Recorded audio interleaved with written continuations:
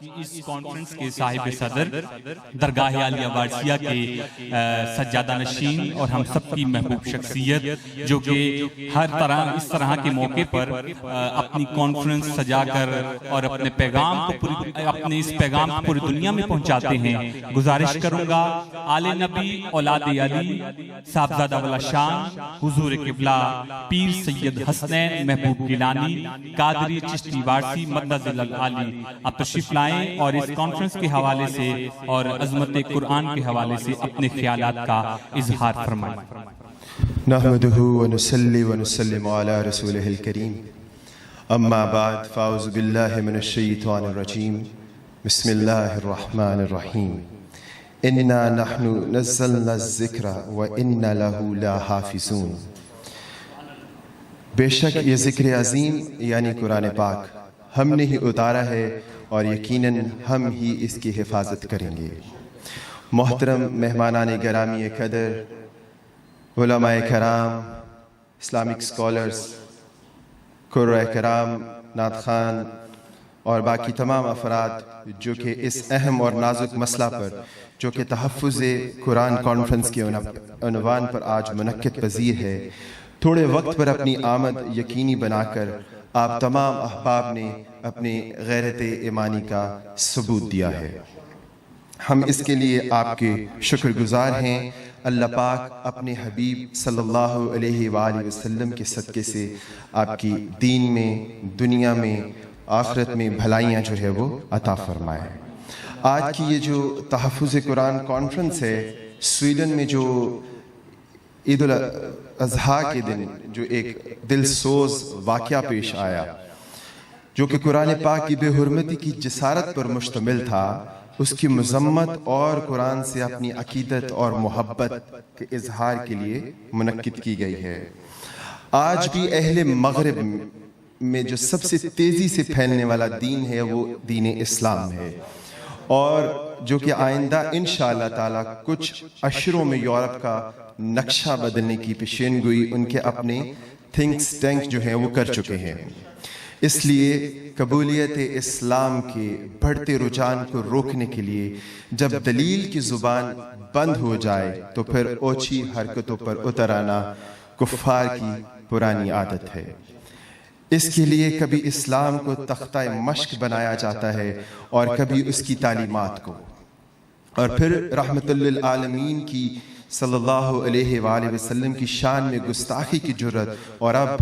قرآن مجید کو نظر آتش کر کے بے حرمتی کی گئی، اور یہ ایسا سویڈن کی حکومت کی سرپرستی میں ہونا ریاستی دہشت گردی کی بدترین مثال ہے۔ کہاں ہے اب یہ انسانی حقوق کے علمبرداران؟ انہیں 1.5 ارب مسلمانوں پر جو ریاستی دہشت گردی ہوئی ہے، اس کا ظالمانہ حملہ نظر نہیں آتا؟ اب یہ خاموش کیوں ہیں؟ اب ان کے منہ پہ چھالے بن چکے ہیں شاید، یہ بولتے کیوں نہیں ہیں؟ اور امت مسلمہ کی جو تنظیم ہے OIC، یہ خاموش کیوں ہے؟ اہل اسلام کو یک زبان ہو کر اس مسئلے کو اقوام متحدہ میں اٹھانا چاہیے،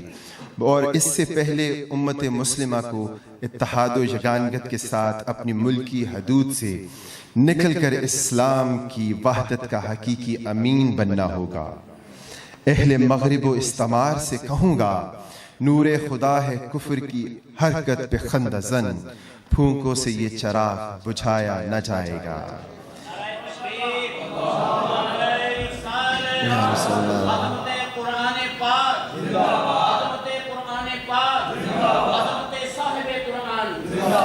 تقدیس و تحفظ قرآن کا تقاضا یہ ہے کہ دنیا کا ہر مسلمان،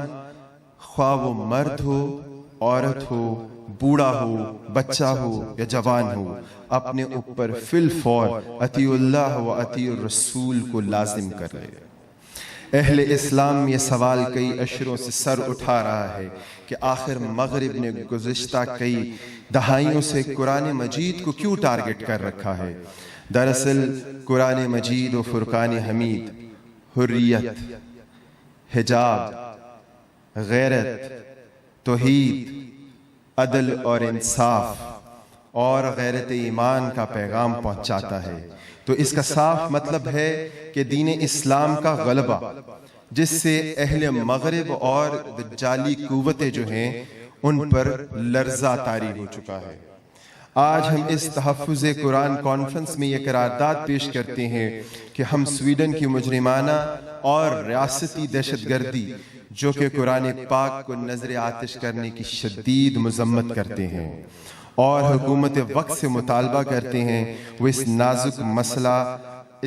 مسئلے کو عالمی فورمز UNO اور اقوام متحدہ میں اٹھائے اور اس کے لیے تمام اسلامی ممالک کو متحد کیا جائے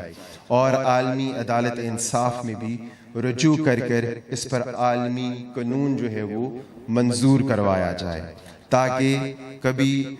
گستاخی رسول صلی اللہ علیہ وآلہ وسلم اور کبھی قرآن پاک کی حرمت پر جو یہ اٹھاتے ہیں ہاتھ، تو اس کو جو ہے منظور کروایا جائے قانون، تاکہ یہ گستاخی کے دروازے بند ہو سکیں اور آخر پہ سویڈن کے ساتھ ہر سطح کے تعلقات کا جو ہے بائیکاٹ کیا جائے۔ اب ہم ہاتھ اٹھا کے اس کی تائید کریں گے، اس مذمت کی جو قرارداد ہم نے کی ہے۔ کیا آپ اس پر متفق ہیں؟ ہاتھ اٹھا کر اس قرارداد کی مذمت کی تائید کریں۔ ہم اس جو قرآن پاک کی بے حرمتی ہوئی ہے، اس کو جلایا گیا ہے، ہم اس کی پرزور جو ہے وہ مذمت کرتے ہیں۔ شکریہ، اور اللہ کریم اپنے محبوب کریم صلی اللہ علیہ وآلہ وسلم کے صدقہ فکر آخرت اور تاجدار کائنات صلی اللہ علیہ وآلہ وسلم کی زیارت و شفاعت عطا فرمائے اور قرآن سے عملی تعلق عطا فرمائے اور کفار کو ان کی سازشوں کے ساتھ نیست و نابود فرمائے، آمین ثم آمین۔ ہمارے آستانہ شریف سے ایک ہم انشاءاللہ تحریک کا آغاز کر رہے ہیں، آستانہ عالیہ وارثیہ سے، کہ ہم لوگ انشاءاللہ یہ سلسلہ شروع کر رہے ہیں کہ ہم جہاں بھی جائیں گے اپنی جو ہماری محافل ہوں گی اس میں انشاءاللہ کم از کم ہم 5 قرآن پاک جو ہیں وہ اس محفل میں بانٹا کریں گے، تاکہ جیسے وہ لوگ اس کو اس طریقے سے گستاخی کر رہے ہیں، ہم قرآن پاک جو ہے ہر گھر میں موجود تو ہے لیکن اس کو پڑھا نہیں جا رہا، وہ غلاف کے اندر اس کو بند کر کے سجا دیا گیا ہے، بس یہ شادیوں کے کام آتا ہے ہمارے۔ تو لہٰذا ہماری یہ جو تلقین ہے کہ ہماری آستانہ عالیہ وارثیہ کی طرف سے قرآن پاک کو خود بھی پڑھیں اور اپنے بچوں کو بھی پڑھائیں، اس کی تعلیم عام کریں اور اس کو سمجھیں بھی اور اس پر ہم عمل کر سکیں۔ انشاءاللہ تعالی ہم